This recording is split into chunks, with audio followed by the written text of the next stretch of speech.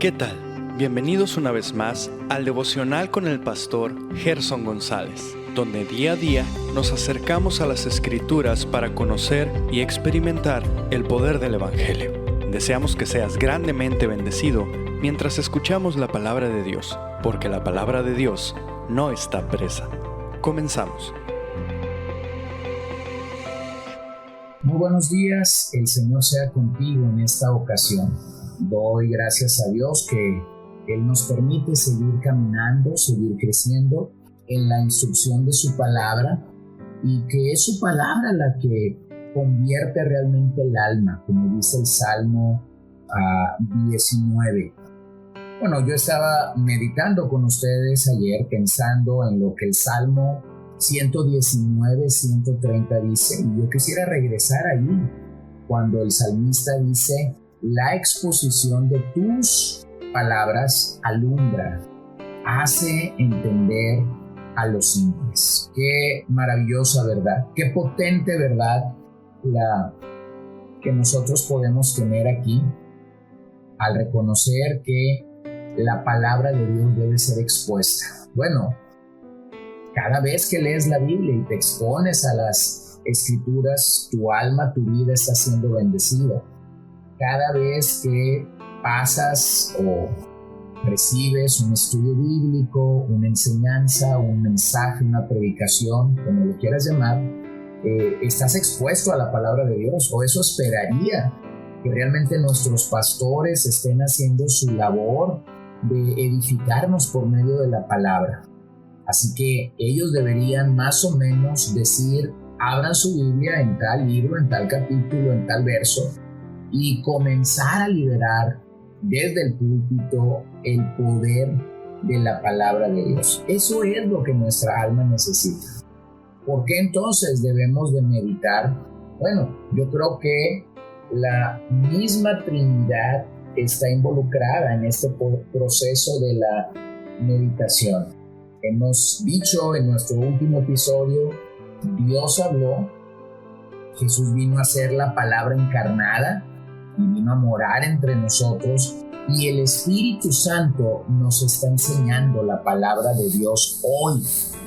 Así que veamos cómo podríamos decir que el ministerio de Jesús es un ministerio histórico, vino en un momento determinado, llevó a cabo su obra y entonces ascendió o retornó al cielo. Pero el ministerio del Espíritu Santo es el ministerio contemporáneo de enseñanza de la verdad de Dios en nuestras vidas. El Hijo prometió que cuando el Espíritu Santo viniera, Él nos enseñaría toda la verdad. Entonces, aquí radica la importancia de que cada uno de nosotros como creyentes aprendamos a meditar la palabra de Dios, porque la palabra de Dios es realmente el legado que hemos recibido de parte del Padre, del Hijo y del Espíritu Santo. Así que permíteme seguir pensando en lo que es la correcta meditación cristiana. Bueno, pudiéramos abonar a lo que ya hemos dicho, que la meditación bíblica o la meditación cristiana es una vida pensando en la palabra. Es una vida tomando lo que la palabra de Dios me dice, haciéndola mía, rumiándola, como veíamos ayer con la oveja, procesándola, volviéndola a meditar, posiblemente hasta memorizando estos pasajes que el Señor está hablando claramente a tu vida. Suelo tomar algunos de estos versos que ministran mi vida, repetirlos, leerlos, orarlos una y otra vez.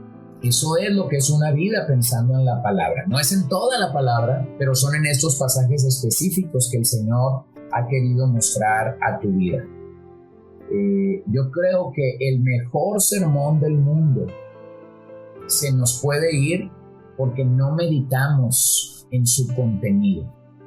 Yo puedo ir a la iglesia el día domingo, escuchar un buen sermón, un sermón que ha sido procesado, preparado, orado, por el ministro que compartió el evangelio, pero si yo después me voy y no lo medito, no pienso en lo que en ese sermón me dejó, en lo que ese sermón me instruyó, entonces posiblemente lo más seguro es que yo pierda el contenido de ese mensaje.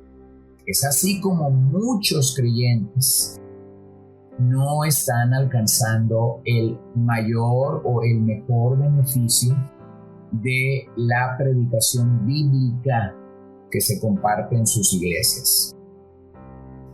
Meditar, entonces, yo creo que es una de las mayores necesidades que el creyente va a tener. Es una de las mayores necesidades que el creyente va a tener.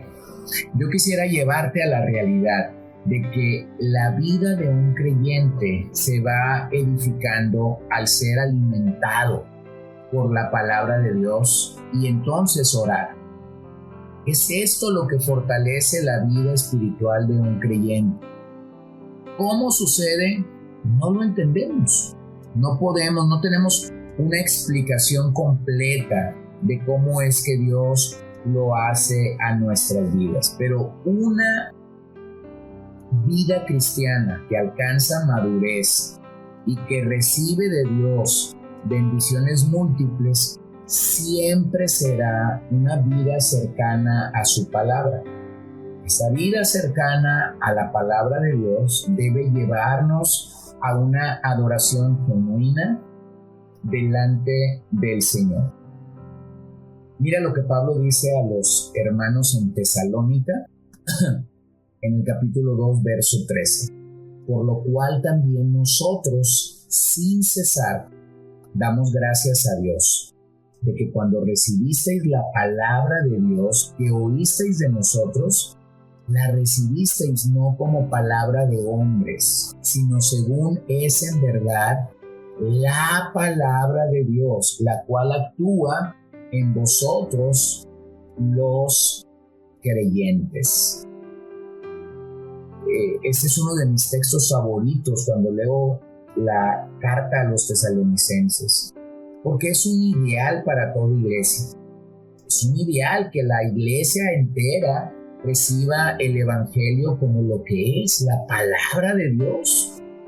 A veces eso gustará, a veces eso será como más dulce que la miel, a veces será satisfactorio ver cómo la palabra de Dios nos está bendiciendo, nos está edificando, pero a veces eso va a ser todo un reto, porque posiblemente la palabra va a venir a nosotros como una espada de doble filo, o posiblemente la palabra va a venir como una gran roca que necesita destruir y llevarse toda la basura, toda la pecaminosidad que aún hay dentro de nuestras vidas. Pero necesitamos reproducir el espíritu de los tesalonicenses, de poder cultivar un santo temor cuando escuchamos o cuando recibimos la palabra de Dios en nuestros corazones. Escuchar la palabra de Dios es una disciplina que debe ser cultivada. La pasividad no nos servirá.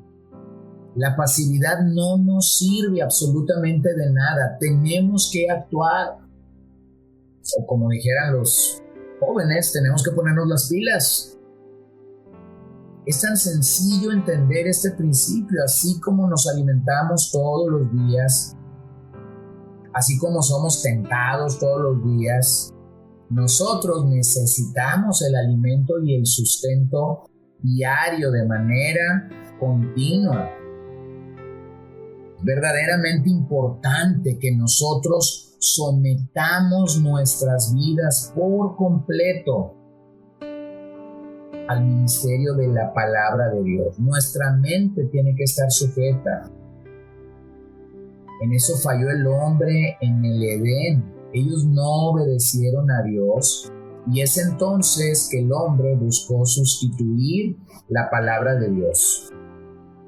Puesto que esta ha sido una de las áreas de mayor ataque espiritual en las últimas décadas en la iglesia, es necesario que examinemos la necesidad de regresar entonces adecuadamente a la meditación. Como ya mencioné, un sermón que no es meditado tiene poco o ningún beneficio espiritual en nuestro caminar con el Señor. A lo largo de la iglesia hubo hermanos que abrazaron de manera total el llamado a la meditación de la palabra de Dios. Mayormente conocemos a este grupo como los puritanos. Yo quisiera terminar con algunas citas y mañana retomar nuevamente el tema.